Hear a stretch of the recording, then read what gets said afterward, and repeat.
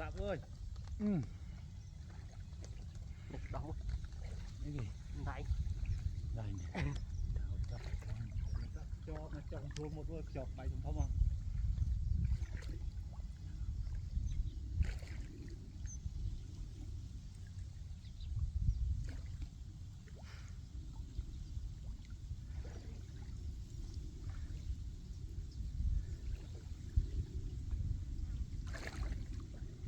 chọc bị chốt với thứ dân nữa.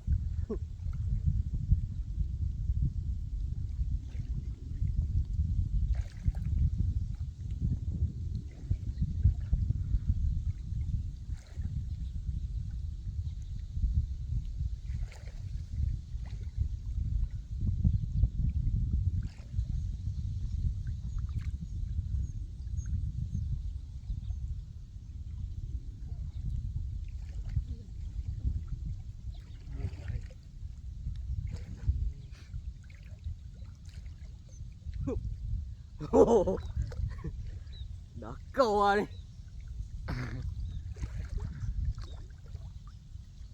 Kìa anh đạp kìa nhá. Đạp nạt ăn trạ chiết đấy, nghe chứ. Nạt ăn trạ chiết.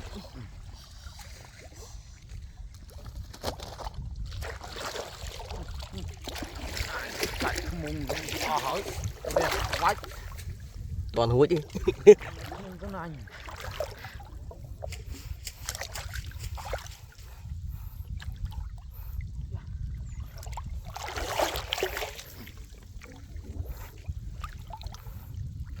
Cạch ngu mình lột cái thong đi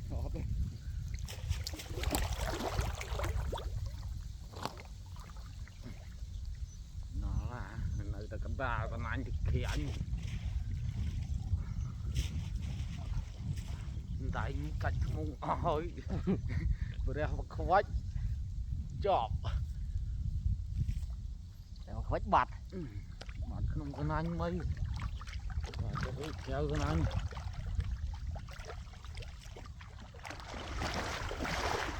đó là đạp kìa anh Ôi lướt lên vô hộp ra.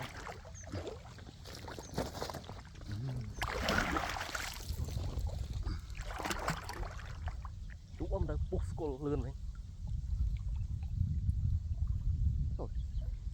ngập xì Bạt này. Bút lập xuân lên mình.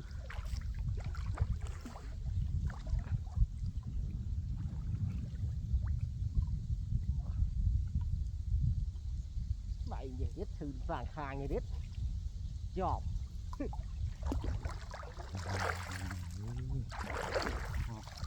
chết không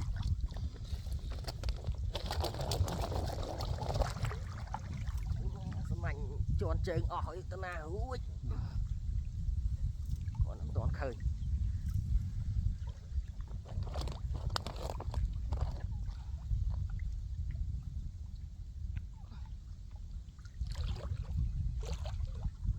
đó này Đây cái gì mới không á.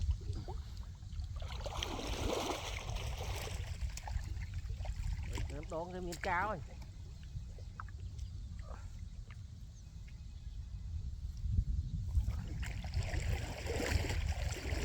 Cái hồ ôm quay pin bơi tao mới đấy quay. tao câu nó kê đi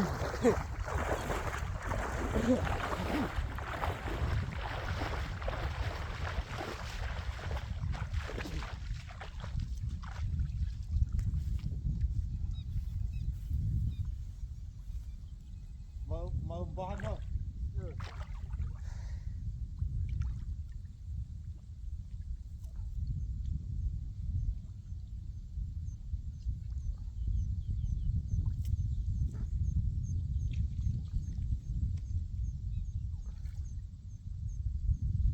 vô von không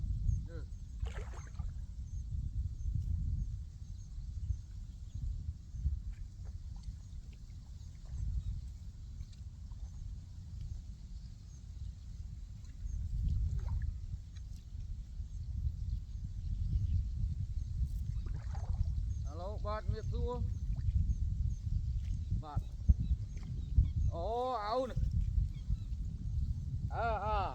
bây giờ ổn nơi này không có vai chia thằng ngày ổn nào nơi nào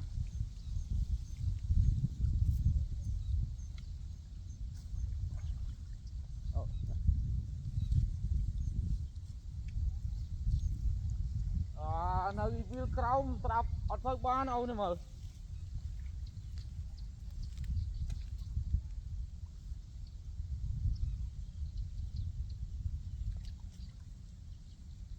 ông pha nơi chết quang ta chết đó vừa nơi không tức lại chập tới giờ đây cọt lên luôn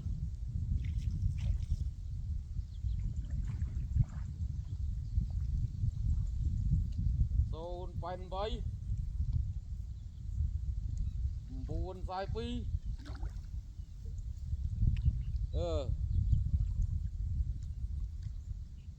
đọc pram đọc buồn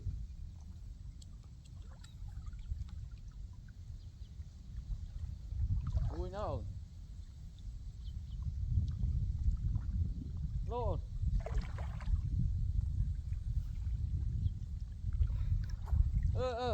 vui nơi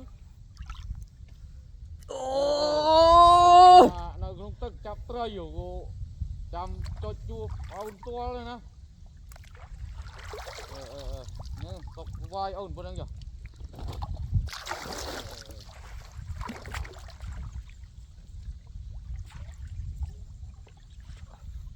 cái na kìa vậy trời ơi em thầy rồi chiêng rồi nó ôi bạt rồi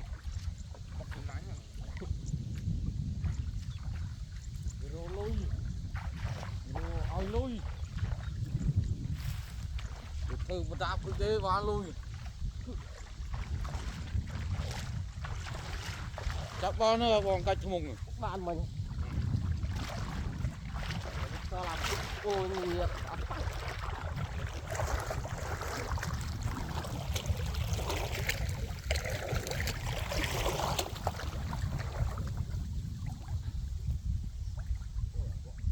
nó về đây ăn một nó về chơi một chút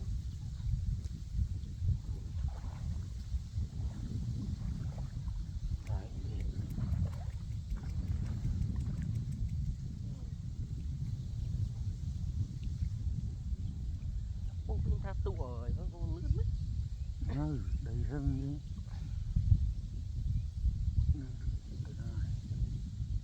mày giờ pika phang khang vậy biết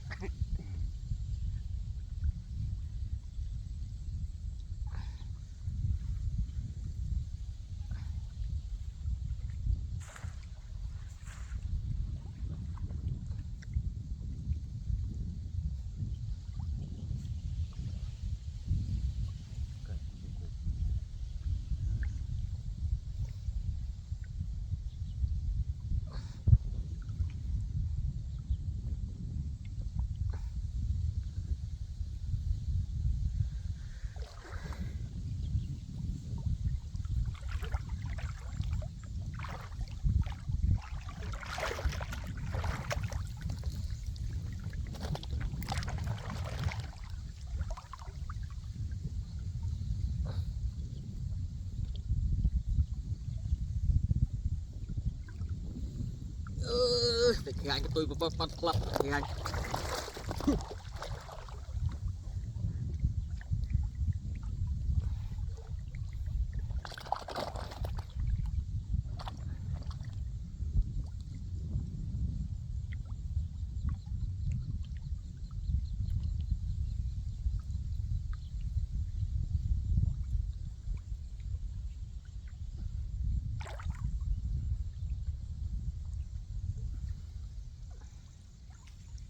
thái thoái từ từ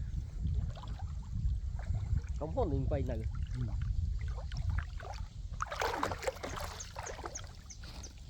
lôi bay hối hỏi các bạn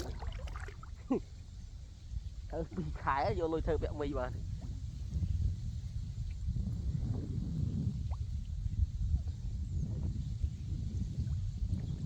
sao khóc mà cho lên rồi xa đấy rồi tôi lên cho lôi chừng mùng phát lại chừng mùng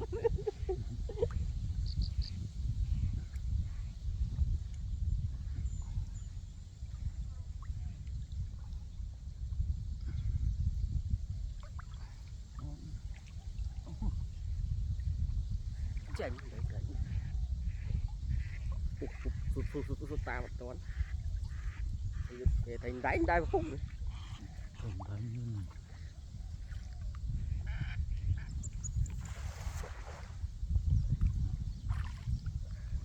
đừng phê với châu băng lan tây lá thử phù quần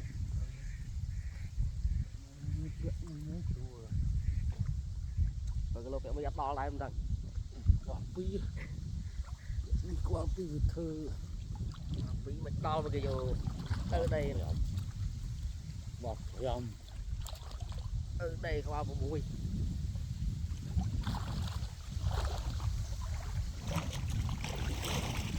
ở đây qua hẹp ở vào cách cái ổ không đang nó không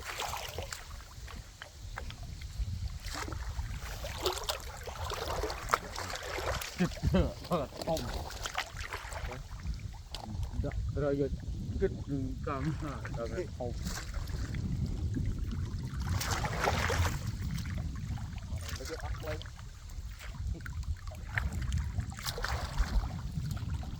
mò lên cha nó lấy cái đầu sang xạ đấy không mò như ta chạm nó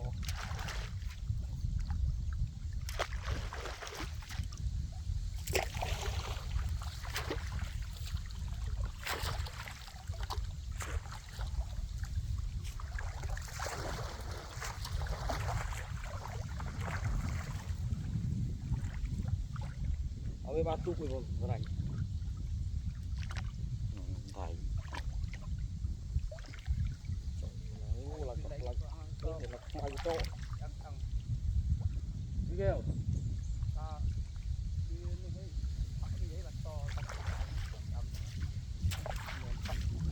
nam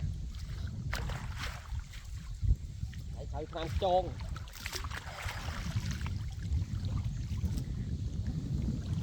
tròn lấy cái bọ trâu tức lên ôi phải mơ thật ông ra đây đang cầm răng chứ không mang tôi thấy tức xích hôm thằng nam đừng